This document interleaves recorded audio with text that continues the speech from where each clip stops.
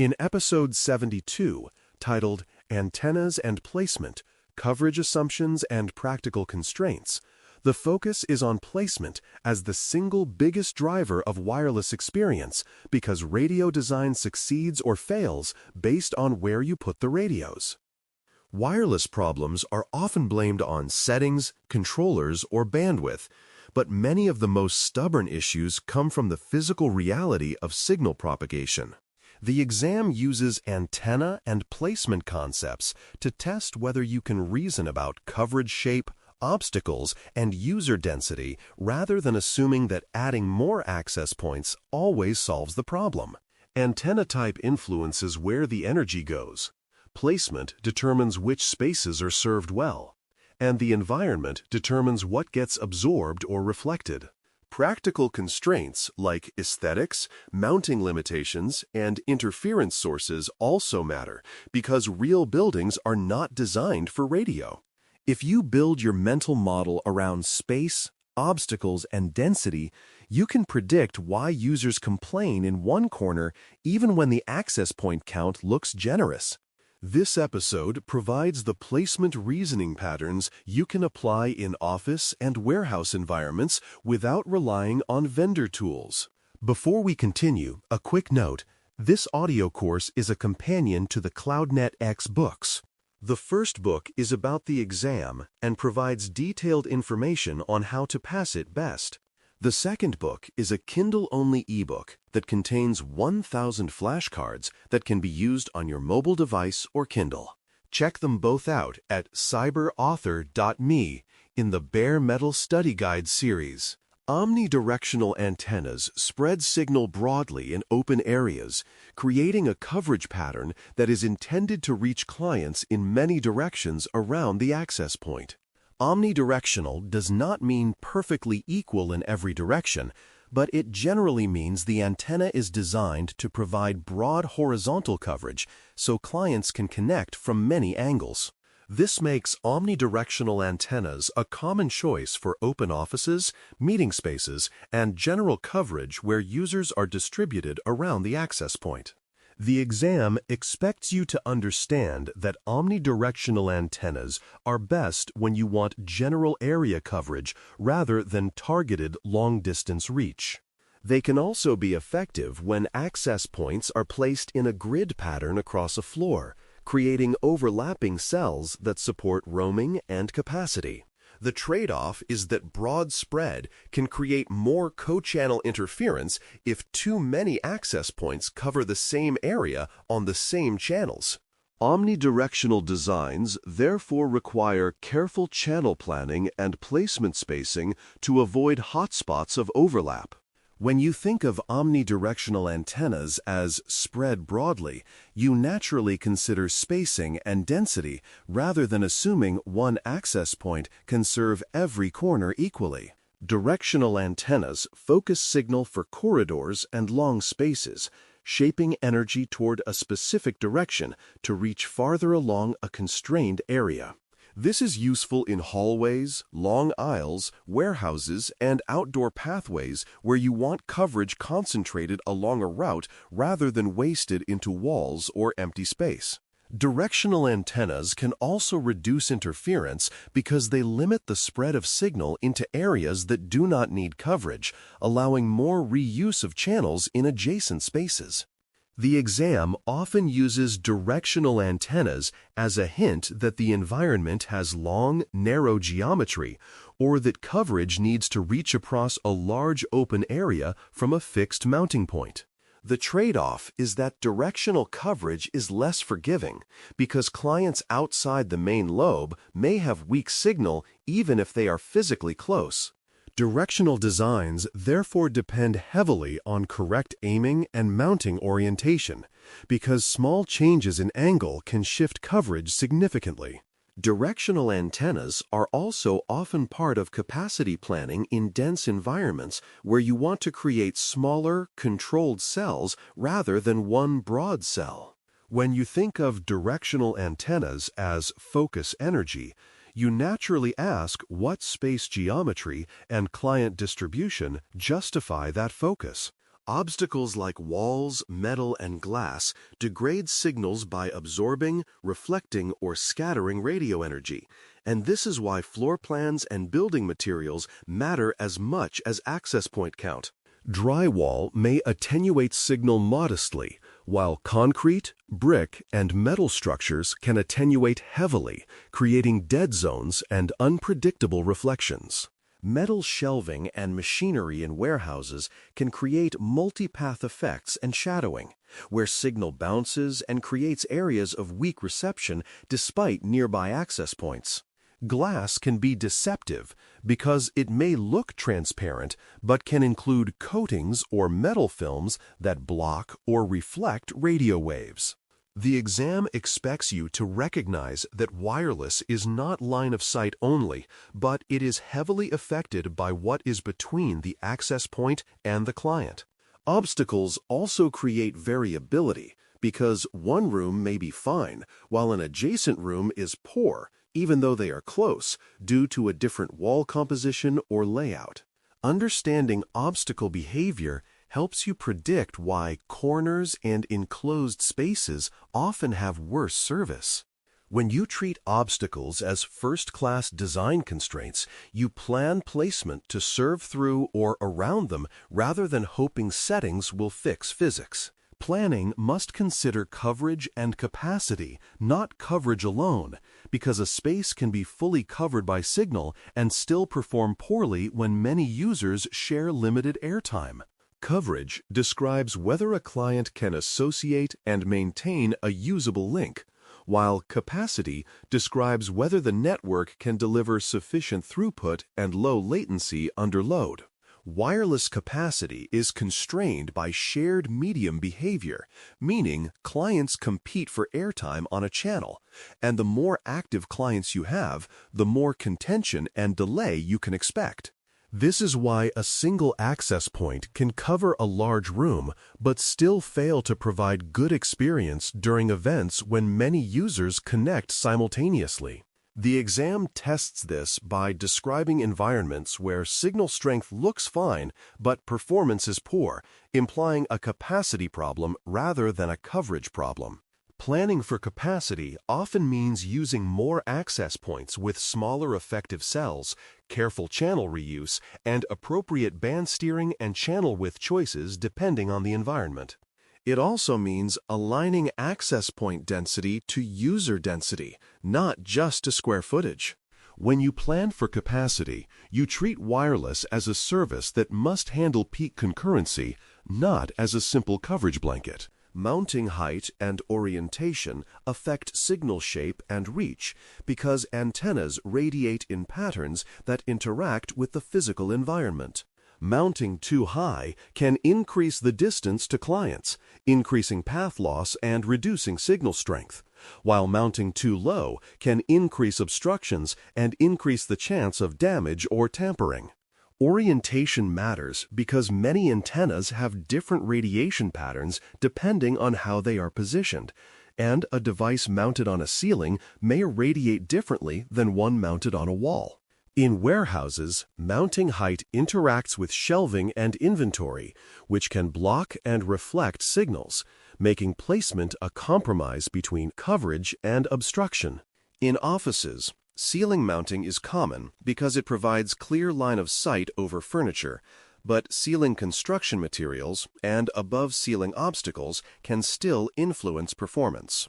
The exam expects you to recognize that placement is three-dimensional, not just a dot on a floor plan.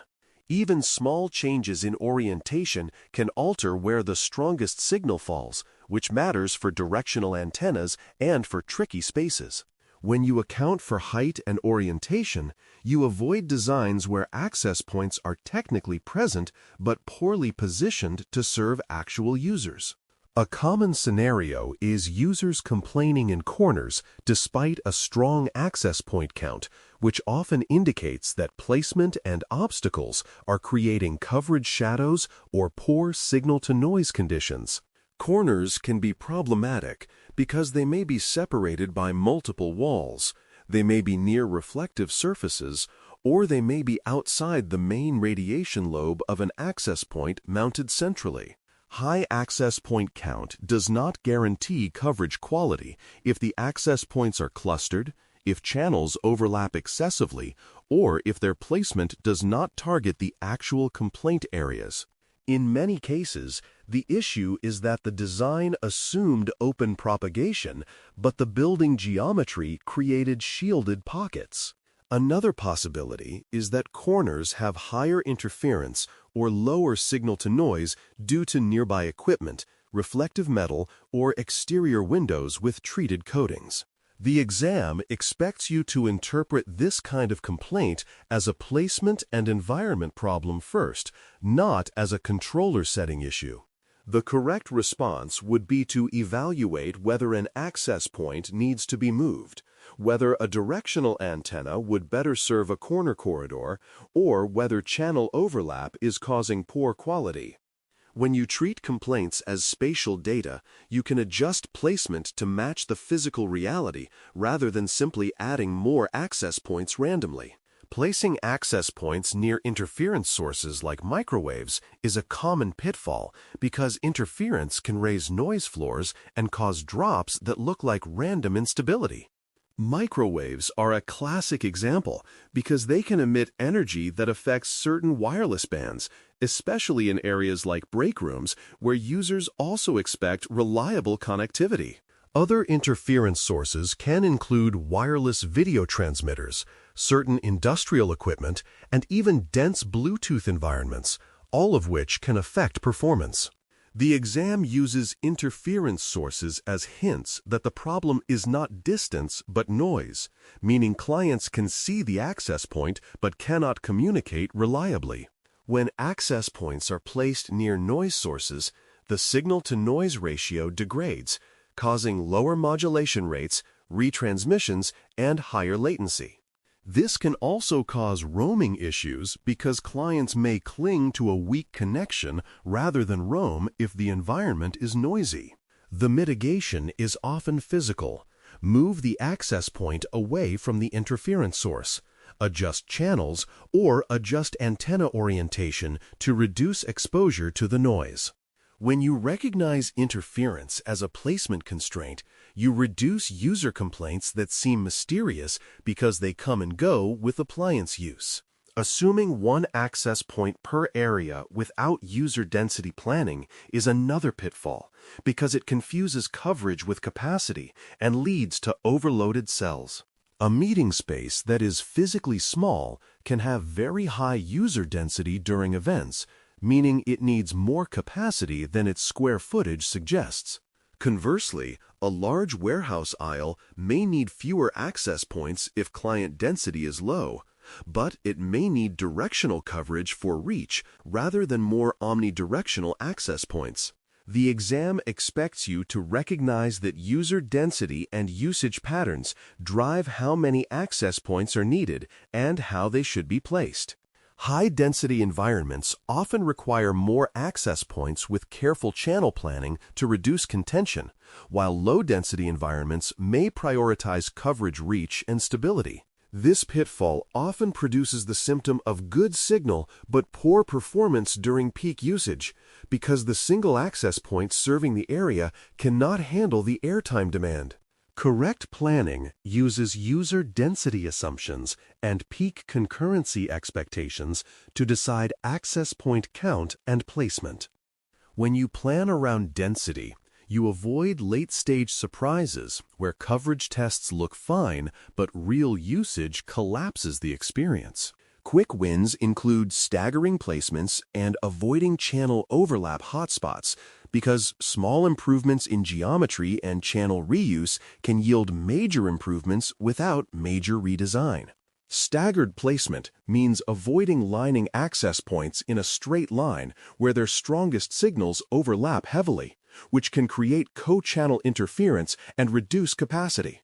Avoiding overlap hotspots means ensuring that adjacent access points use different channels and that cell sizes are tuned so overlap supports roaming without creating excessive contention. This also includes adjusting transmit power and channel width where appropriate so that cells are not larger than needed, which improves reuse in dense deployments. The exam expects you to understand that more access points can be harmful if their channels overlap and if they are not placed with reuse in mind.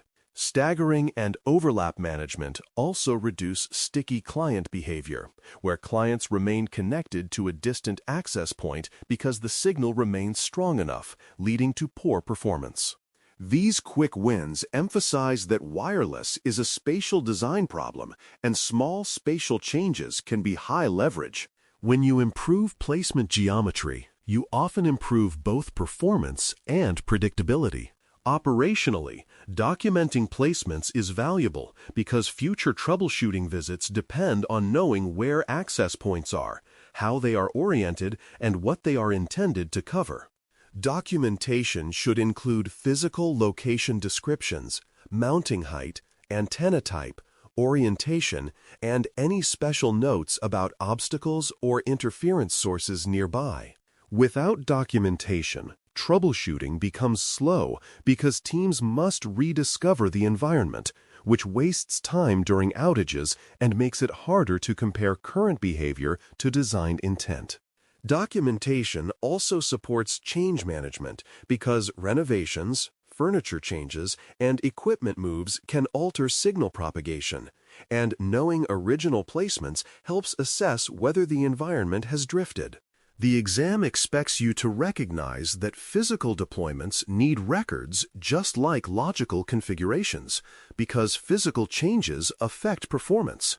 Documentation also helps when access points are replaced, ensuring the replacement is mounted correctly and not simply plugged in at a different location temporarily and forgotten. When placements are documented, wireless becomes maintainable rather than dependent on the memory of one technician. Operational reality is that physical design must be preserved over time. A useful memory anchor is space, obstacles, density, placement drives performance, because it captures the variables that dominate wireless outcomes. Space refers to the geometry of the environment, such as open areas versus corridors, and the physical size and shape of coverage zones.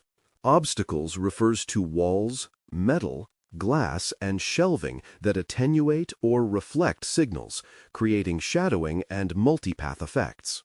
Density refers to user count and usage patterns, which determine whether capacity planning must drive access point count and cell sizing.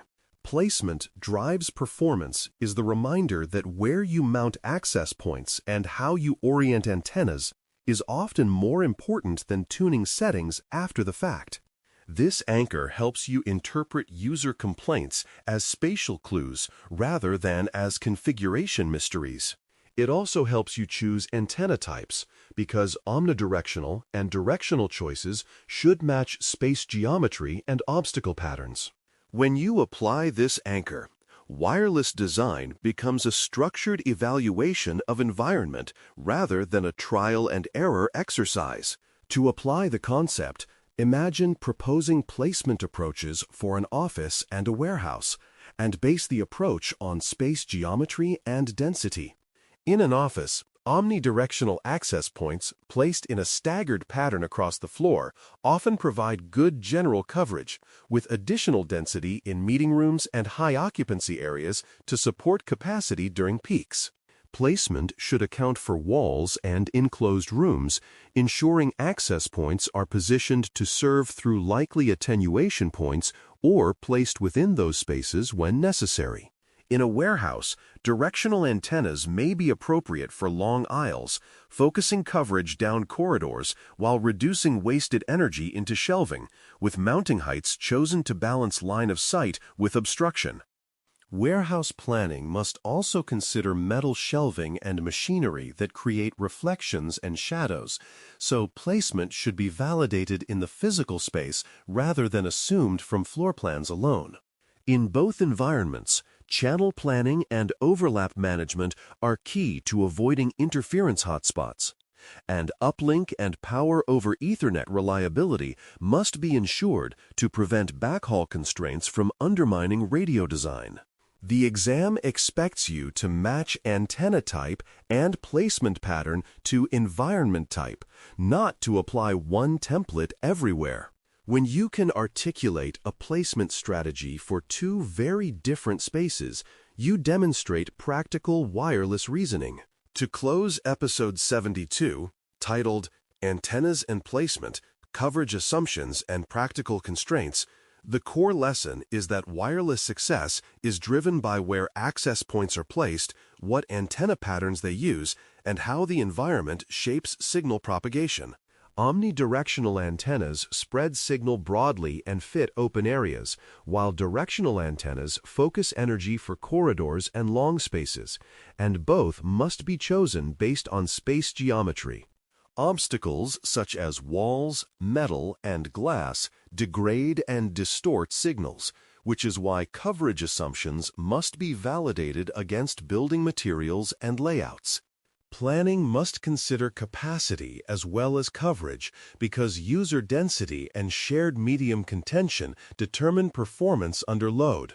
Mounting height and orientation influence coverage shape, and poor placement can produce dead zones even with high access point counts. The pitfalls of interference sources and density-blind designs explain why users complain in specific areas or during peak usage, and quick wins like staggered placements and overlap management improve stability without major changes. Documenting physical placements supports future troubleshooting and prevents physical drift from erasing design intent. Your rehearsal assignment is a placement narration exercise where you describe one area, identify obstacles and density, choose antenna type and mounting strategy, and explain how you would avoid overlap hotspots, because that narration is how you prove placement reasoning the way the exam expects. Thanks for listening. For more audio courses, daily newsletters, and more, please visit baremetalcyber.com.